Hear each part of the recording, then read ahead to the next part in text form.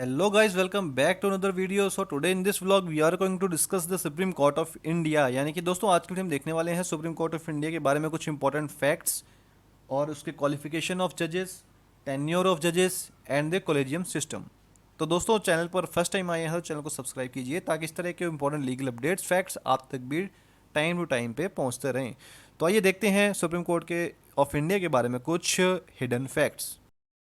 The Supreme Court of India is the highest judicial court and the final court of appeal under the Constitution of India, the highest constitutional court with the power of judicial review। यानी कि दोस्तों supreme court of India जो है वो highest judicial court है और final court है of appeal का under the constitution of India, यानी कि इसके आगे कहीं पे अपील नहीं की जा सकती और जो डिसीजन सुप्रीम कोर्ट का दिया जाएगा वो बिल्कुल फुल एंड फाइनल माना जाएगा। इसीलिए इसको हाईएस्ट कॉन्स्टिट्यूशनल कोर्ट भी कहा जाता है और साथ में इसको पावर भी दी गई है जुडिशियल रिव्यू की। India is a federal state and has a single and unified judicial system with three tier structure, that is the Supreme court, high courts and the subordinate courts. जैसे कि हम जानते हैं कि कॉन्स्टिट्यूशन में दिया गया है कि India is a federal state और यूनिटरी स्टेट। तो इंडिया जो है एक फेडरल स्टेट है and has a single and unified judicial system जिसको थ्री टायर्स में बांटा गया है, जो कि सुपीरियर कोर्ट, अपेक्स कोर्ट जिसे हम कहते हैं वो है सुप्रीम कोर्ट, उसके बाद high courts according to state wise and thereafter the subordinate courts will fall under the high courts of any states. तो दोस्तों ये मेनली तीन कैटेगरी होती है जहाँ पे कोर्ट्स की डिवीज़न थ्री टायर स्ट्रक्चर भी इसको कहते हैं।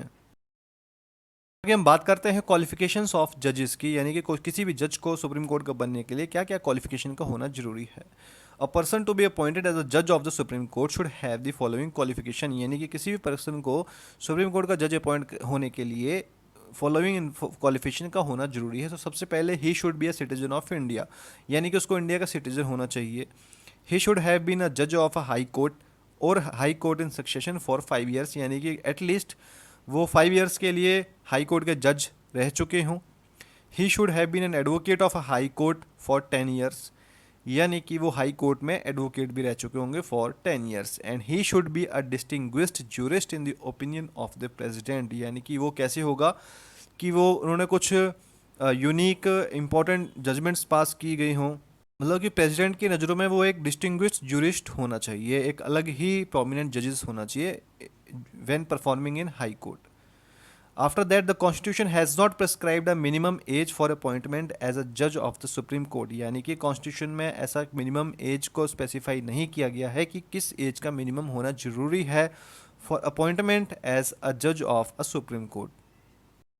उसके बाद अब बात की जाए कि जजेस का कार्यकाल टेन्योर कितना होगा, तो उस बात पे कहा गया है the constitution has not fixed the tenure of a जज of the Supreme Court, however it makes the following three provisions in this regard, यानी कि स्पेसिफिकली कोई डायरेक्ट कॉन्स्टिट्यूशन में प्रोविजन नहीं दिया गया है लेकिन इसके बारे में तीन प्रोविजन जानना बहुत जरूरी है। दैट मीन्स कि he holds office until he attains the age of 65 years, यानी कोई भी सुप्रीम कोर्ट का जो जजेस है वो 65 एज तक ऑफिस को होल्ड करके रख सकता है until he attains the age of 65 years. Any question regarding his age is to be determined by such authority and in such manner as provided by parliament, यानी कि इसकी एज का अगर कभी भी कोई सुप्रीम कोर्ट के जजेस की एज के बारे में कुछ भी अगर डिसाइड किया जाना है, डिटरमाइन किया जाना है, तो वो किसके द्वारा किया जाएगा, बाय पार्लियामेंट के द्वारा। Then he can resign his office by writing to the president, supreme court के जो कोई भी जजेस हैं वो रिज़ाइन कर सकते हैं प्रेसिडेंट को एक रिटर्न इंटीमेशन देकर। He can be removed from his office by the president on the recommendation of the parliament, यानी कि सुप्रीम कोर्ट के जजेस को रिमूव किया जा सकता है प्रेसिडेंट के द्वारा, लेकिन तभी जबकि पार्लियामेंट के द्वारा रिकमेंडेशन स्पेसिफिक रूप से दी गई हो, उसके बाद ही सुप्रीम कोर्ट के जजेस को रिमूव किया जा सकता है, बट ऐसा प्रैक्टिकली देखने को नहीं मिलता है। तो दोस्तों आगे देखते हैं कॉलेजियम सिस्टम के बारे में। तो collegium system was born through three जजेस case and it is in practice since 1998। It is used for appointment and transfer of जजेस in high courts and Supreme Court. तो कॉलेजियम सिस्टम का जो जन्म है वो हुआ था थ्री जजेस केस के, और ये प्रैक्टिस में कब से है, 1998 से ये प्रैक्टिस में है। और ये किस लिए किया जाता है, ये किया जाता है किसी भी जज के अपॉइंटमेंट के लिए या फिर जब किसी भी जजेस का ट्रांसफ़र किया जाता है हाई कोर्ट्स में, इधर एक हाई कोर्ट से दूसरे हाई कोर्ट पे या फिर सुप्रीम कोर्ट में, तो कॉलेजियम सिस्टम जो है वो इस पर वर्क करती है। There is no mention of the collegium either in the original Constitution of India और in the successive amendments. That means कि दोस्तों इसकी जो मेंशन है कॉलेजियम सिस्टम का वो कहीं नहीं दिया गया है, हालांकि प्रैक्टिस में है। कहीं कॉन्स्टिट्यूशन में या किसी भी अमेंडमेंट में, सक्सेसिव अमेंडमेंट में इसका कहीं डेफिनेशन या वर्ड्स डिफाइन नहीं किया गया है, लेकिन कॉलेजियम सिस्टम को यूज़ किया जाता है अपॉइंटमेंट एंड ट्रांसफ़र ऑफ जजेस का हाई कोर्ट में और सुप्रीम कोर्ट में।